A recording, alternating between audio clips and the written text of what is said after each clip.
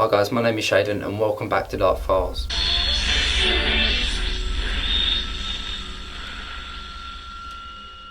Today we're going to be talking about something I've never talked about before on this channel, and some of these things may be disturbing, so I'm just letting you know that. And if you get scared easily or if you get nightmares easily, just please click off this video, because I'm going to be talking about some very disturbing things. And today we're going to be talking about 8 of the most disturbing serial killers in history. So first off, we're going to talk about a serial killer that most of you may know. His name is John Wayne Gacy. John Wayne Gacy was born on the 17th of March 1942. He was an American serial killer and a sex offender who assaulted and murdered at least 33 young men and boys. His first murder took place in 1972, and around 30 of his murders were committed after his divorce of his second wife in 1976. The investigation of the disappearance of a teenager called Robert Piest had led to Gacy's arrest on the 21st of December 1978. He was still around after this trial, performing as a clown he called Pogo, or Patches the Clown. He would be present at young children's birthday parties or at events. And the disturbing part about this is that the parents of the children had no clue that he was a serial killer and had killed and assaulted many young people. And he now would be known as the Killer Clown. Gacy was convicted of sodomy of a teenage boy in Iowa in 1968, and he was sentenced to 10 years in prison, but was released from prison for positive behaviour and returned to his home in Illinois. The most disturbing part about this is that it was believed all of the known murders that he committed was inside of his ranch house in Norwood Park. Once the victim was lured into his house, they were put in handcuffs on the pretext of being shown a magic trick, and then he would rape and torture them before brutally murdered by either suffocation or strangling them. 26 of Gacy's victims were buried in a crawl space of his home, and 3 other victims were buried somewhere else near or on his property, while the last 4 known victims were thrown into the Des Plaines River. The conviction of the 33 murders became the largest number of murders charged to a single individual in the United States history. He spent 14 years on death row, and in the end he was sentenced to death on the 13th of March 1980 for 12 of his murders, and was executed by lethal injection on May the 10th, 1994. He spent most of his time in death row painting, which showed that he liked to express himself through artwork and murder. The next one we're going to be talking about is a man called Harold Shipman. Harold was born on the 14th of January 1946, and he was a general practitioner and is said to be the most prolific serial killer in history. On the 31st of January 2000, a jury had found Shipman to be guilty of the murder of 15 patients in his hands of care, with a total at around 250 victims. He was charged with the murders of 15 women by lethal injections or diamorphine, all between 1995 and 1998. The inquiry identified 215 victims, estimated his total victim count at 250, and about 80% of the victims were elderly women. The youngest victim was a 40-year-old man, although a suspicion arose that he had murdered patients as young as 4 years old. He was sentenced to life in prison with no possibility of parole, but had escaped the imprisonment for a long time by committing suicide by hanging himself on the 13th of January 2004, which was one day before his birthday. Now, before I go on with number 4, I just want to warn you, this is one of the most disturbing ones I'm going to be talking to you about today, so viewer discretion is advised. And if you don't like decomposing bodies and stuff, please just click off or just skip this one. Then this is the case of Ted Bundy. Now, Ted Bundy was born on the 24th of November 1946 and was an American serial killer who kidnapped, raped and murdered many young women and girls during the 1970s and possibly earlier. He denied his crimes for a while until he confessed to 30 homicides he had committed in different states between 1974 and 1978. The true number of victims is yet to be higher than 30. He was noticed by women due to his good looks and his charismatic traits that he would use to win the trust of victims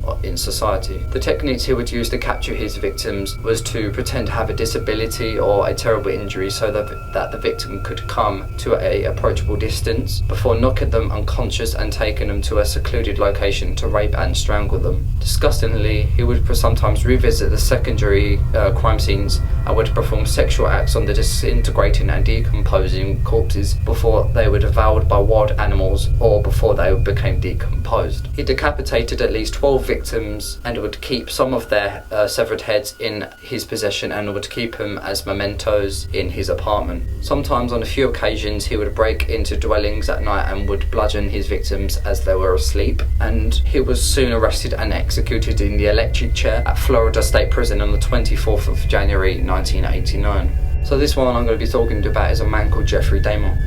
Now, Jeffrey was born on the 21st of May 1960, and he was known as the Milwaukee Cannibal or the Milwaukee Monster. He was an American sex offender and serial killer and had committed the murder and dismemberment of 70 men and boys from 1978 to 1991. Many of his later murders involved necrophilia, cannibalism, and the preservation of bodies, especially all the parts of the skeleton. He was convicted of 15 of the 60 murders he committed and was sentenced to 15 terms of life in prison on the 15th of February 1992. He was then later on sentenced to the 16th term of life imprisonment for an additional homicide committed in Ohio in 1978. He was beaten to death on the 28th of November 1994 by a man called Christopher Scarver, whom was a fellow inmate at the prison that Dahmer attended. Now, this is also a famous serial killer as alongside John Wayne Gacy and Ted Bundy, and this is a man called Charles Manson. Now, Charles Manson was born on the 12th of November 1934, and he was an American criminal and a cult leader. In the middle of 1967, he created a cult which he named the Manson family, which was a quasi-commune in California. The cult members committed at around 9 murders at 4 different locations in July and August 1969. The Los Angeles County District have said that the Manson had plotted to start a race war even though he and others had disputed this motive. In 1971, he was convicted of a first-degree murder and conspiracy to commit the murders for all the deaths of the 7 people. Prosecution conceded that he had never literally ordered the killings, therefore they contended that Manson's ideology created an overt act of conspiracy. Manson was also convicted of first-degree murder again for the deaths of Gary Hidman and Donald Shear. He was unemployed and an ex-convict and spent most of his time in correctional institutions where he started gathering his cult. He was originally sentenced, was committed to life with a possibility of parole after the California Supreme Court invalidated the state's death penalty statute in 1972. In the end, he served his life in California State Prison and died at age 83 in late 2017. This is also a very disturbing one alongside Ted Bundy, and you may not have heard this one. This serial killer is called Javid Iqbal. He was active to be a serial killer in between the years of 1998 to 1999. He was a child murderer and a rapist. He was known as Koraki and murdered 100 street children by strangling them and disposing them by dissolving the bodies in acid so that no human remains were found or that no evidence was found. Thankfully, he was later arrested in 1999 due to a letter that he sent to the newspaper's company, and it was set to be executed in the manner the judge had chosen by saying, "You will be strangled to death in front of the parents whose children you killed. Your body will be then cut into 100 pieces and put in acid, the same way you killed the children." Unfortunately, therefore, he died while present in custody before he could finally be executed. Moving on to another serial killer called Pedro Rodriguez. Pedro was a Brazilian male, and his murders were active in between 1967 to 2003. He had claimed to have murdered over 100 victims, and 47 of them were inmates. He then went on to murder his father, Art, before he killed his first 2 victims at the age of 14, and was first arrested in 1973. He was later on convicted at sentence to 128 years in imprisonment, but the maximum years given to someone in court is 30 years in the Brazilian law. And we're going to finish on this episode with a man called Willy Pick. His murders were active in between the years of 1983 to 2002. He was nicknamed the Butcher, and he was a Canadian serial killer who had murdered 49 women and would dispose them by feeding their corpses to the pigs. Now, I get very Texas Chainsaw or Leatherface vibes from this, because in the scene of the Leatherface franchise I see people feeding the rest of human remains to a pig. So this is probably what it's based off, or another one, because that film is based off some serial killer I'll probably talk about in the next episode. He was only convicted of 6 murders, but was charged for his proven 49 victims. But unfortunately, a lot of anger became to come to the victims' families, and the remaining 43 charges were dropped or even stayed. And that's the end of the video.